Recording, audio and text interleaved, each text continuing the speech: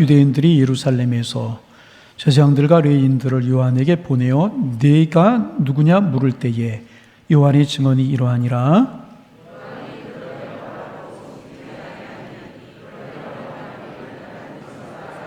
또 묻되 그러면 누구냐?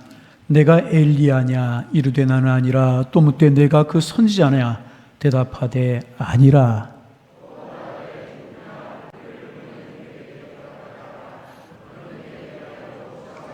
이르되 나는 선지자 이사야의 말과 같이 주의 길을 곧게 하라고 광야에서 외치는 자의 소리로라 하니라. 또 물어 이르되 내가 만일 그리스도도 아니요 엘리야도 아니요 그 선지자도 아닐진데 어찌하여 세례를 베푸느냐.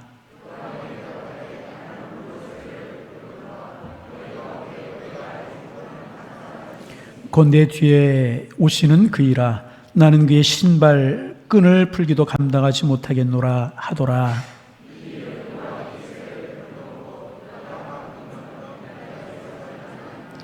아멘. 여러분 한 주간 평안하시고 행복하셨습니까? 목사님, 코로나 때문에 자유롭지 못하고 불안하고 그런데 어떻게 평안하고 어떻게 행복할 수 있을 수 있겠습니까? 그렇게 생각하는 분들도 있을 거예요. 여러분, 우리는 하나님을 믿는 신앙인들입니다. 신앙인들은 자유롭지 못하고 불안해도 주님 바라보고 주님 의지하며 살아가는 사람들이잖아요. 주님 안에서 우리는 평안할 수 있는 거예요. 하나님 우리를 지키심을 믿기 때문에. 그래서 주님 안에서 우리는 행복하게 살아갈 수 있는 것입니다. 부디 어려운 시절을 지나가는 여러분들 힘내시고요. 주님이 함께 하심을 믿으시기를 바라고요. 주님 안에서 평안하고 행복한 여러분들 되시기를 바랍니다. 경상북도 어느 시골에서 있었던 일이라고 그래요. 집사님이 한 분이 계시는데 이분은 이제 앞을 보지 못하셨어요. 어려서 실명을 하시게 되었는데 이분이 실명하시게 된, 그래서 앞을 보지 못하게 된 이유가 너무나도 어이가 없었습니다. 이분이 어려서 눈병에 걸렸다고 그래요. 눈병에 걸렸는데 마을 어른들이 기름을 끓여서 눈에 부으면 낫는다고 해서 기름을 끓여서 실제로 눈동자에다 부은 거예요. 어떻게 되겠어요? 눈동자가 다 익어버리고 신경이 다 죽어가지고요. 실명을 해버리고 말아. 얼마나 어려운 인생이었겠습니까? 무시가 가져온 비극이라고 이야기를 할 수가 있어요. 그래서 그런 이야기들 많이 하지 않은 것이 힘이다. 그런 이야기 많이 해요. 많이 알면 인생을 사는데 도움이 될 것이라는 것입니다. 근데 어떤 것들은 또 몰라 되는 것들이 있고 또 어떤 것들은 차라리 모르는 편이 더 나은 것들도 있어요. 그런데 어떤 것들은 모르면 불평하거나 아니면 이익을 조금밖에 못 얻는 그런 경우도 있을 수가 이제 있습니다. 그런데 우리가요, 이제 세상을 살다 보면 몰라도 그렇게 되는 것들이 있고, 아나 모르나 별 차이가 없는 것들도 있지만은 어떤 것들은 모르면 치명적인 것들이 있을 수가 이제 있습니다. 반드시 우리가 알아야만 되는 그런 지식들이 우리에게 있다는 것입니다. 그러면 여러분, 몰라서 생기는 많은 문제들 중에서 가장 치명적인 문제가 무엇일까? 여러분, 몰라서 생기는 문제 중에서 가장 치명적인 문제가 무엇이라고 여러분 생각하십니까? 이 대목에서 우리가 창세기 28장에 나오는 야곱 이야기를 좀 생각해 보려고 합니다. 여러분 아시는 것처럼 야곱은 늙으신 아버지 이삭과 형 에서를 속이고 에서가 받아야 될 축복을 가로채게 되었습니다. 그 사실을 알게 된 에서가 야곱을 죽이려고 하고, 그래서 야곱은 그 집에서, 아버지 집에서 함께 살지 못하고 멀리 떨어져 있는 외삼촌 나만의 집으로 가게 되었습니다. 그 멀고 험한 길을 정처 없이 가다가 어느 날 해는 떨어지고 들판에서 노숙을 하게 되었습니다. 그 들판에 널려있는 돌멩이 하나 가져다가 그저 베개 삼고 누웠는데 그때 그는 이런 생각했을 거예요. 이 들판에 나 혼자밖에 없구나. 이 들판에 나 혼자밖에 없구나. 이렇게 생각하면서 외로움과 또 미래에 대한 두려움 속에 잠을 청하게 이제 되었습니다. 그런데 여러분, 그 순간에 야곱이 모르는 것이 하나가 있었어요. 야곱은 이 들판에 나 혼자구나. 이 황량한 들판에 정말 나 혼자구나. 그렇게 생각을 했는데 중요한 사실은 무엇인가? 그곳에, 그 들판에 하나님께서 그와 함께 하셨다는 거예요. 그래서 창세기 28장 16절에 보면 그 다음날 아침에 잠에서 깨어난 야곱이 이렇게 말하잖아요. 여호와께서 여기 계시거늘 내가 알지 못하였도다. 하나님께서 나와 함께 하시고, 하나님께서 이 들판에서 나와 함께 하시고 내 곁에 내 옆에 계시는데도 내가 그 사실을 몰랐구나. 여러분, 하나님은 야곱에게 어떤 분이셨습니까? 이전에도 늘 함께 하시는 분이셨어요. 들판에서도 함께 하시는 하나님이셨어요. 그리고 앞으로 어디를 가든지 그와 함께 하실 하나님이셨다는. 그리고 하나님께서는 야곱에게 나타나신 것, 사닥다리를 내려 보내주신 것, 하나님의 사자들을 오르락내리락 하면서 그를 지키게 하신 것, 그리고 그에게 안전과 아름다운 미래의 축복을 약속해 주신 모든 것들이 하나님이 그와 함께 하신다는 증거였다는 것입니다. 여러분, 조금 더 뒤로 가서 창세기 28장 15절에 보면 그 하나님께서 야곱과 함께 하신다고 약속을 하고 계세요. 이렇게 약속을 하고 계세요. 내가 너와 함께 있어. 내가 어디로 가든지 너를 지키며 너를 이끌어 이 땅으로 돌아오게 할지라. 내가 내게 허락한 것을 다 이루기까지 너를 떠나지 아니하리라. 한번 따라서 해보실까요? 날씨 덥고 그러니까. 내가 너를 떠나지 아니하리라. 할렐루야. 그렇습니다. 하나님께서는 야곱과 언제나 어디서나 함께 하시는 분이셨습니다. 그런데 야곱은 그것을 까맣게 모르고 있었다는. 여러분, 서두에서 모르면 치명상을 입게 되는 진리들이 있다고 말씀을 드렸는데 바로 이런 것이라는 것입니다. 하나님에 관한 지식, 하나님의 진리에 관한 지식이 없으면 그 사람은 치명상을 입게 되는 것이라. 하나님이 계시다는 진리, 그 하나님의 말로 생명의 근원이시며 복의 근원이시라고 하는 진리, 그리고 그 놀라운 하나님께서 언제나 우리 중에 함께 하시고 나와 함께 하신다는 이 진리를 모르면 그 사람의 인생은 아주 불쌍한, 불행한 인생이 되고 마는 것이라는 것입니다. 사랑하는 양일의 가족 여러분, 이 하나님의 임재에 관한 진리가 우리에게 확실하게 깨달아질 수 있기를 소망합니다. 그리고 여러분들에게 언제든지 어디서나 체험되실 수 있기를 주님의 이름으로 축복합니다. 그런데 신앙생활 하면서도요, 뜻밖으로 이 진리를 모르는 사람들이 너무너무 많아요. 어떻게 모르느냐? 지식으로는 알고 있어요. 지식으로 알고 있어요. 성경에 나타난 것은 알고 있어요. 그러나 그것을 깨닫지 못하는 사람들이 너무너무나도 많다. 오늘 본문도 그 중에 하나의 예라고 말씀을 드릴 수 있어요. 어느 날 세리 요한이라고 하는 사람이요, 혜성처럼 등장을 했어요. 요한의 등장은 일반 백성들에게는 흥분으로 다가왔고요, 유대 지도자들에게는 상당한 담혹감과 충격으로 다가왔습니다. 그리고 요한 신드롬은요, 단순하게 일시적으로 지나가지 않을 것처럼 보였습니다. 워낙 반응이 컸고요, 많은 사람들이 그에게 모여들었기 때문에 그렇습니다. 그의 가르침은요, 사람의 피부를 찔러 쪼갰고요, 그의 가르침과 말에는 권위가 있었습니다. 그러다 보니까 이것이 그냥 아무 일도 아닌 것처럼 넘겨보낼 일이 아니라는 것을 그들이 알게 이제 되어서요, 그래서 예루살렘의 바리새인들이 이대로 있을 수는 없다. 사람을 보내서 저 요한이 도대체 누군지, 저 요한의 정체성이 도대체 무엇인지를 확인해 볼 필요가 있다고 생각을 했던 것 같아요. 확인해 보아서 단순히 광신적인 선동가라면 무시하던가 처벌하면 될 것이고, 만에 하나 구약에 예언된 선자거나 예언자거나 메시아라고 하면 그분 편에 서는 것이 낫지 않겠는가, 그렇게 계산했을지도 모르게 했어요. 그래서 지도자들 나름대로, 백성들 나름대로 온통 요한에게 관심이 집중이 되었고요, 사람들이 요한에게로 밀려드는 그런 상황이 벌어졌습니다. 요즘과 같은 말로 이야기한다면 뉴스의 맨 첫머리에 나오는 인물이 요한이었을 것이고요, 요한에게서 온 뉴스가 도배가 되게 되었을 것입니다. 그런데 여러분, 여기서 한번 생각 좀 해보세요. 요한에 대해서 그렇게 모든 사람이 촉각을 세웠어요. 그리고 요한에게로 몰려가는 그 현상, 이것이 옳은 것이었는가 아니면 잘못된 것이었는가? 여러분 어떻게 생각하십니까? 이것은요, 잘못된 것이었었어요. 왜 그런 줄 아십니까? 요한은 주인공이 아니었기 때문에 그래요.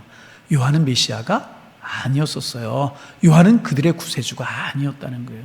진짜 구세주, 정말 그들의 구원자, 진정한 주인공은 따로 계셨습니다. 그런데도 사람들이 진정한 구원자에게는 눈길도 주지 않고 관심도 없었고요, 요한에게만 집중하고 있어 잘못된 일이었다는 것입니다. 여러분, 진정한 주인공은요, 우리 구주 예수님이신 줄로 믿습니다. 그리고 그분은요, 벌써 그들에게 찾아오셨어요. 그리고 그들 곁에 계셨어요. 그러나 그들은요, 그 사실을 까맣게 모르고 있어. 그래서 요한이 본문 26절에서 이렇게 말하고 있잖아요. 요한이 대답하되 나는 물로 세례를 베풀거니와 너희 가운데 너희가 알지 못한 한 사람이 섰으니, 그렇게 이야기해요. 요한이 뭐라고 이야기를 합니까? 너희 가운데 너희가 뭘 알지 못한 한 사람이 섰다. 여러분, 그분은 누구를 가리키는 것입니까? 예수님을 가리키는 것이라는, 예수님이 지금 그들 가운데 안 계셨기 때문에 그들이 모르는 것이 아니고요, 이미 와 계시건만, 그들 곁에 계시건만 그들은 그 사실을 까맣게 모르고 있고요, 요한에게만 열광을 하고 있었다는 것입니다. 그들은 구세주를 알아보는 영적인 눈이 닫혀 있었어요. 참으로 안타까운 일이 아닐 수가 없다는 것입니다. 그렇다면 여러분, 이들이 왜 지금 그들 가운데 주님이 와 계시는데, 와 계시는 주님, 그들과 함께 하시는 주님을 알아보지 못했습니까? 이들이 영적으로 배운 것이 없고 무지하기 때문에 주님을 알아보지 못하는 것입니까? 그렇지 않아요.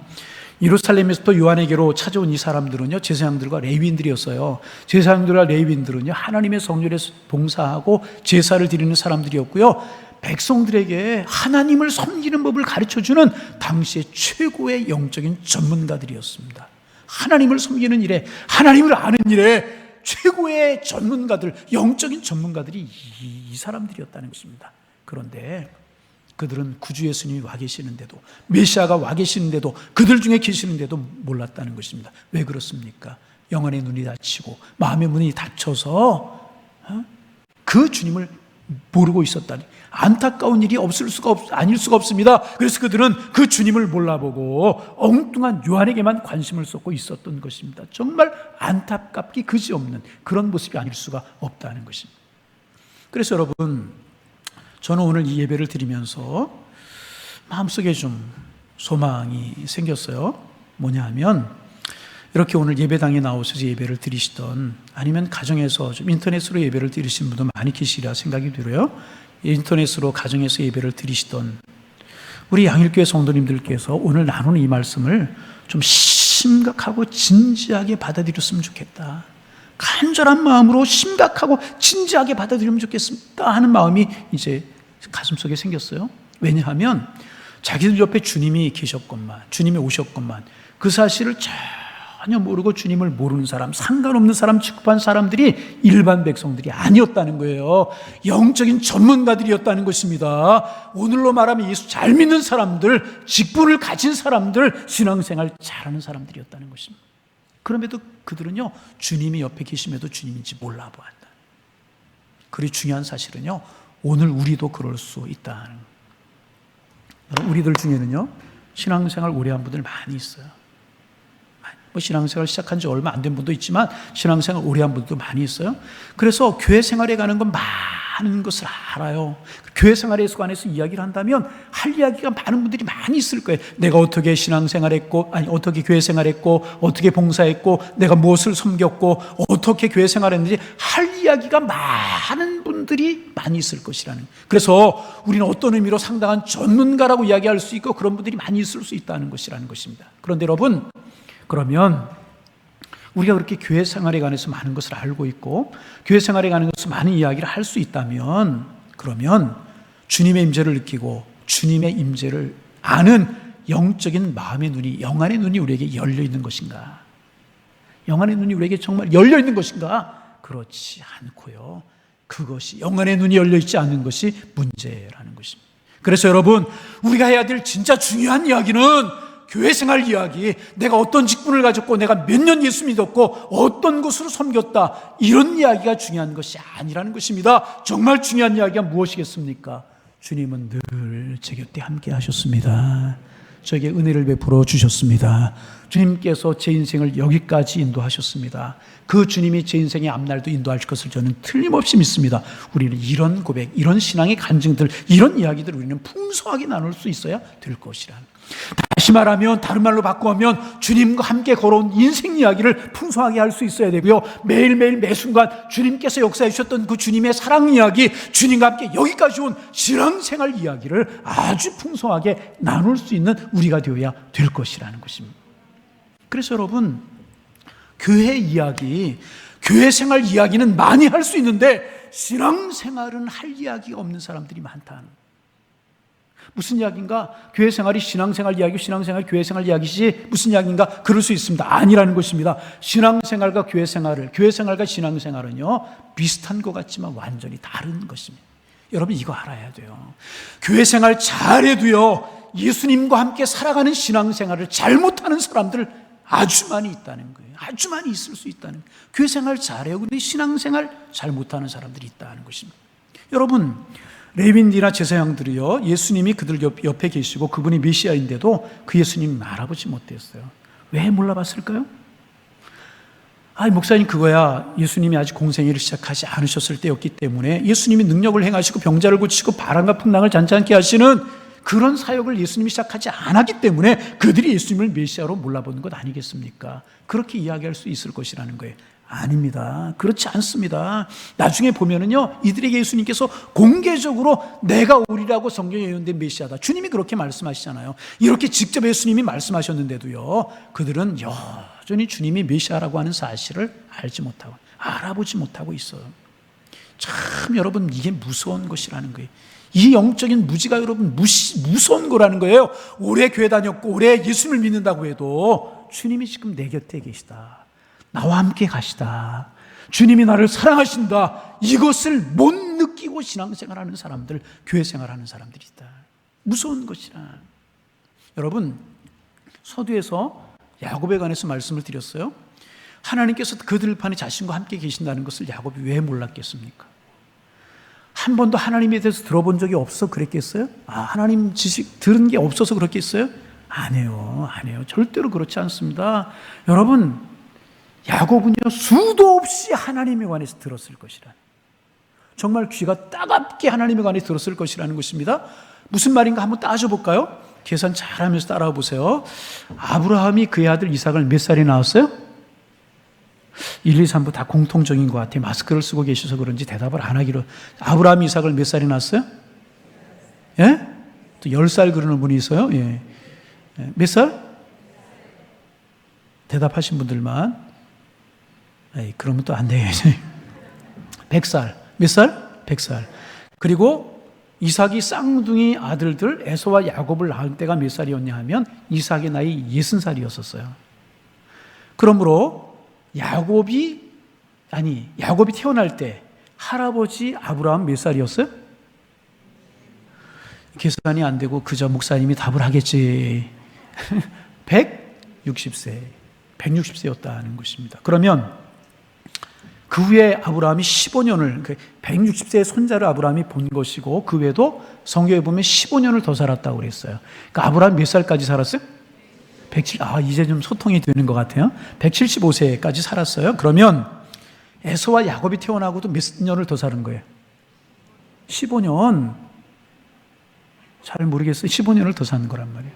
그렇죠? 15년을 더 사. 그러면 15년을 더 산 아브라함이 뭐 했겠어요? 여러 가지 일을 많이 했겠지만 때마다 시마다 그랬을 거예요. 나이 든 아브라함이 두 손자들 에서야 야곱아 불러가지고 무릎 앞에다 앉혀놓고 이 할아버지가 너희들에게 이야기해 줄게. 그러면서 무슨 이야기 했겠어요? 이런저런 얘기 많이 했겠지만 제일 많이 해준 것이 뭐예요? 하나님 이야기 해주었을 것이라. 왜? 아브라함이 믿음의 사람이었기 때문에. 갈대아 우리에서 자기를 불러내신 이야기, 믿음으로 응답해가지고 하란을 거쳐서 가나안 땅에 들어온 이야기, 중년이 들어서 애굽으로 내려갔을 때 어려움이 있었지만 하나님이 지켜주셔서 다시 가나안 땅으로 돌아온 이야기, 그리고 그 많은 일들 속에서 하나님이 어떻게 아브라함 자신의 인생을 도와주시고 인도하셨는지 그것들을 야곱에게 이야기해 주지 않았겠어요? 그렇게 했으리라고 틀림없지 않아요. 그렇잖아요. 무슨 이야기 해줬겠어요? 손자에게 하나님 이야기 해주지 않았겠어요? 그뿐입니까? 아버지 이삭 60세에 낳은 아들들이라고 이야기를 했어요. 그들을 무릎 아래 앉혀놓고 품에 안고 무슨 이야기 해주었겠어요?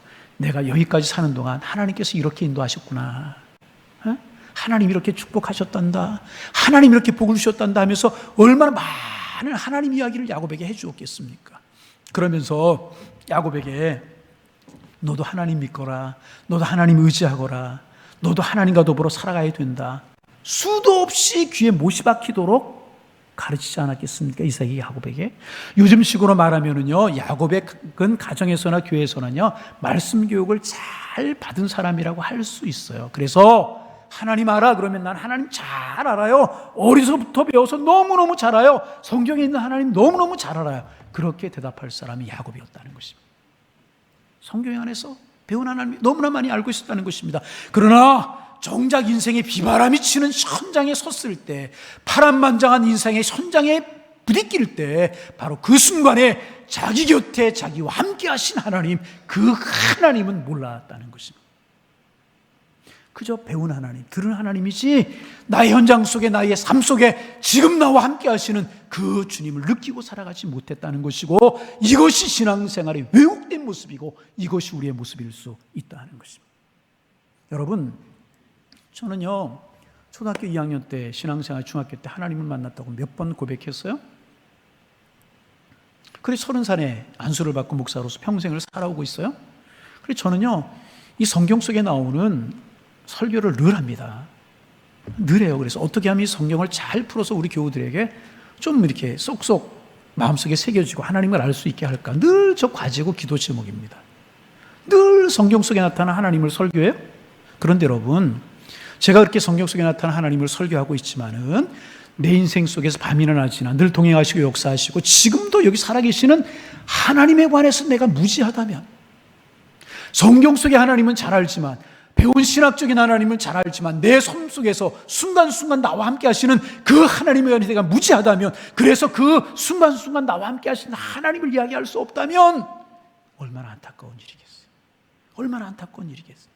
그래서 저는 하나님 앞에 늘 기도합니다. 하나님, 내가 나의 임재 계시는 하나님에 관해서 민감한 영혼을 갖게 하여 주옵소서. 그래서 성경 속에 나타난 하나님만 이야기할 뿐만 아니라 오늘 제 인생 속에서, 내 가정 속에서, 내 삶 속에서, 우리 교회 속에서 역사하시는 그 하나님을 확실하게 증거할 수 있도록 하나님 영적인 은혜를 허락하여 주옵소서. 저는 늘 하나님 앞에 그렇게 기도하고 있습니다. 늘 하나님 앞에 그렇게 기도합니다. 여러분 믿으시기를 바랍니다. 그러기에 여러분이 있는 곳에 하나님이 함께 하시는 줄로 믿습니다. 하나님은 언제나 여러분과 같이 계셨어요. 지금도 함께 계시고요, 앞으로도 여러분과 함께 하실 줄로 믿습니다. 그것을 지식적으로 아는 것이 아니라 영적으로 느끼고 체험할 수 있어야 된다. 여러분, 하나님 여러분과 함께 하시는 줄로 믿습니다. 하나님 함께 하시는 거 체험할 수 있어요. 이 주님 여러분에게 느껴지고 체험되실 수 있기를 주님의 이름으로 축원합니다. 야곱이 느끼지 못했지만 그 광야에서 하나님을 느꼈던 것처럼 오늘 여러분의 삶에서 그 하나님 느끼실 수 있기를 주님의 이름으로 축복합니다. 그런 은혜가 우리에게 있어야 될 것이다. 이 제사장들 레위인들에게는 그런 것이 없었다는 거예요. 그러면 주님께서 우리와 함께 하시는 것을 우리가 알고 느껴지게 될 때 벌어지는 일이 무엇일까? 첫째는요, 하나님의 임재와 하나님의 살아계심이 느껴지면은요, 아주 겸손하고 하나님 앞에 우리를 낮추는 사람이 되게 되는 것이라. 겸손하고 낮추는 사람이 되게 되는 것입니다. 여러분, 예루살렘에서 온 대표단이 요한에게 너 누구냐? 너 누구냐? 계속 물어요. 그럴 때 요한이요 딱 부러지게 말을 합니다. 뭐라고 말하는 줄 아세요? 나는 그리스도가 아닙니다. 당신들이 생각하는 선지자도 아니고요, 당신들이 생각하는 그런 식의 엘리야도 아닙니다. 딱 부러지게 엘리야는 이야기합니다. 이게 겸손이라는 거예요. 왠 줄 아세요? 여러분, 오늘날 세상이 어때요? 내가 그럴 자격이 없어요. 누가 나를 자꾸 과하게 칭찬해요. 아닙니다. 말할 수 있어야 되는 대부분의 사람들은요, 시인도 부인도 아니고 슬쩍 웃으면서 넘어가요. 그렇잖아요. 그래, 은근히 그것을 즐기려고 하는 아주 얌체 같은 소인배들이 많은 세상입니다. 그럴 때가 참 많지 않아요? 그런데 요한 뭐라고 그래요? 딱 부러지게 아니라니. 나는 아닙니다. 선지자도 아니고 나는 아닙니다. 엘리야도 아니고 나는 아닙니다. 메시아도 아닙니다. 딱 부러지게 이야기. 그러자 사람들이 물어요. 그럼 넌 누구냐? 요한이 뭐라고 그런 줄 아세요? 나는 광야에서 외치는 자의 소리입니다. 여러분, 소리는요 있지만 없는 거예요. 나는 아무것도 아닙니다. 사람들이 이렇게 열광하고 사람들이 그렇게 요한을 쫓아다니는데도 불구하고 나는 소리에 불과합니다. 아무것도 아닙니다. 분명히 요한은 이야기를. 그러면서 하는 이야기가 나는 그분의 신발끈을 풀 자격도 없는 사람입니다. 여러분, 신발끈을 누가 매고 누가 풀어요? 종들이 하는 거예요. 겸손하게 자기를 낮추고 있다. 주님이 함께 하심을 믿었기에 겸손할 수 있다. 여러분, 종은 종이지요. 주인이 아니에요. 종이 주인 행세할 때가 있어요. 주인이 어디에 갔거나 주인이 왔는데도 그것을 모를 때 주인 행세를 하는 경우가 있어요. 그 주인이 옆에 딱 있고요, 두 눈을 부릅뜨고 있으면 주인 행세 절대로 할 수 없어요. 교만할 수가 없어요. 나는 종이고 주인이 지금 이 자리에 계시다는 것을 알면 겸손할 수밖에 없는 것이라. 주님 우리와 함께, 주님 우리의 주님이시잖아요. 주님 나와 함께 하신다. 이것을 깨닫게 되면 절대로 우리는 교만할 수가 없다는 것입니다. 그분이 주님인데, 그분이 주님이기 때문에. 이것을 모르는 사람이 있습니다. 그분의 임재를 모르니까 자기가 주인 노릇하려고 하는 것이라는 것입니다. 여러분, 지금 세례 요한을 찾아온 제자형들, 레위인들이 그런 사람들 아니었었습니까? 여러분, 자, 또 저를 좀 보세요. 예루살렘 성전 누구의 성전이에요? 또 대답 안 하시기 시작하셨네. 예루살렘 성전 누구 거예요? 하나님의 성전이고 주님의 성전입니다. 아멘. 아멘. 그런데 그 주인 되신 주님이 성전에 계시건만 그것을 깨닫는 영적인 감각이 다 죽어버렸어요. 영적인 마음이 다 그들에게 죽어버렸어요. 그래서 그 성전에 주님이 없는 줄 알고 성전에 자기들이 주인 노릇하는 거예요. 자기들 마음대로 주무르고 자기들의 욕망대로 사용하다 보니까 예수님 그들에게 책망하셨잖아요. 이 성전은 내 집이다. 내 집은 만민이 기도하는 집이 되어야 되는데 성전을 너희가 강도의 소굴로 만들었다. 주님이 책망하셨잖아요. 여러분, 참 무서운 이야기는요, 오늘날에도 그럴 수 있다. 이 땅에 수많은 교회들이 있어요. 여러분, 수많은 교회들의 주인이 누구세요? 우리 주님, 우리 예수님이신 줄로 믿습니다. 그런데 교회의 주인이 되시는 그 주님이 이 자리에 임재 계시다는 것을 깨닫고 알고 체험한 사람은 그 주님을 주인으로 인정해 드려요. 자기를 종으로 낮춰요. 틀림이 없어요. 겸손해요. 그러나 주님이 이 자리에 계시다라고 하는 건 모르고 그것을 깨닫는 영적인 눈이 없으면 주님이 안 계신으로 착각하는 거예요. 그래서 주인 행세하게 되는 것이라. 여러분, 우리 교회 무슨 교회? 양일교회. 우리 교회 무슨 교회? 양일교회 주인은 주님이신 줄로 믿습니다. 그리고 그분이 언제나 우리 중에 계시는 줄로 믿습니다. 그러므로 우리는 언제나 그분의 종일 뿐이지 주인이 될 수는 없는 것이라. 그분의 뜻을 묻고 머리 숙여 그분만을 섬기는 우리 교회가 되어야 되는 것이라. 요한은 나는 그리스도가 아닙니다. 나는 그리스도가 아닙니다. 그렇게 말하듯 우리 교회의 주인은 주님이십니다. 이렇게 고백하면서 주인 되시는 주님의 뜻만 이루어가는 교회가 되어야 될 것이라. 주님의 임재를 느끼고 깨닫는 사람은 겸손한, 세례 요한 주님이 함께 하심을 알았기에 겸손했어요. 여러분, 우리는 종입니다. 우리는 종입니다. 주님 안에 늘 겸손하실 수 있기를 주님의 이름으로 축복합니다. 주 때 주님이 우리 가운데 계시다는 것을 알고 깨닫게 되면 어떤 일이 벌어지는가? 근심, 염려, 걱정이 다 사라지게 되는 거예요. 기쁨과 한없는 평강이 우리 속에 넘쳐나게 되는 거예요. 여러분, 주님이 어떤 분이세요? 전지전능하신 분이세요. 온 우주 만물을 창조하신 분이세요. 우리에게 없는 것을 다 가지고 계신, 세상 모든 것을 다 합쳐도 그것보다 더 큰 분이 우리의 주님이시란 말이죠. 그런데 여러분, 그분이 나의 주님이라는 거예요. 그분이 지금 나와 함께 계신다는 거예요. 그분이 나와 함께 하심을 믿는다면 무엇이 걱정이고 무엇이 염려겠느냐, 그 말이에요. 주님이 다 알고 계시는데, 내가 숨을 내쉬고 들이쉬는 것, 내가 자고 깨는 것, 내가 건강하고 약한 것, 먹고 소화시키는 것, 판단하고 결정하고 행동하고 살아가는 인생살이, 사랑하게 될 관계, 우리 대한민국 이 사회, 그것을 구성하고 있는 모든 것들을 허락해 주시고 오늘까지 끌어오신 분이 바로 주님이시라는 것이. 그 주님을 믿는다면 두려움을 이길 수 있고 염려를 이길 수 있고요, 주님이 주시는 평강이 우리에게 넘쳐나게 된다. 여러분, 조금 없은들 문제가 되겠어요? 없다고 낙심하겠어요? 있다고 교만하겠어요? 병약하다고 낙심하고 절망하겠어요? 건강하다고 교만? 그렇지 않다. 그래서 여러분, 주님이 우리 함께 계시구나, 이 자리에 함께 하시는 거란 믿으면 마음이 편안해지게 되고요, 불안과 염려가 물러가게 되는 것이라. 신앙생활에 있어서 그래서 결정적인 것이 이것이라는, 여러분, 주님 우리와 함께 하시는 줄로 믿습니다. 두려움 물러가고 주님 주시는 평안이 넘쳐나는 삶 살아가시기를 주님의 이름으로 축원합니다. 저는요, 주일이 다가오면 늘 긴장을 하게 돼요. 목사로서 벌써 30년 넘게 사는데도 긴장하게 해요. 88년에 제가 안수를 받았으니까 벌써 몇 년이에요? 그래 금요일쯤 되면은 긴장하는 마음 가지고 하나님 기도하게 됩니다. 하나님 말씀 준비하는데요. 그래서 이 강대에 올라올 시간이 다가오고 있는데요.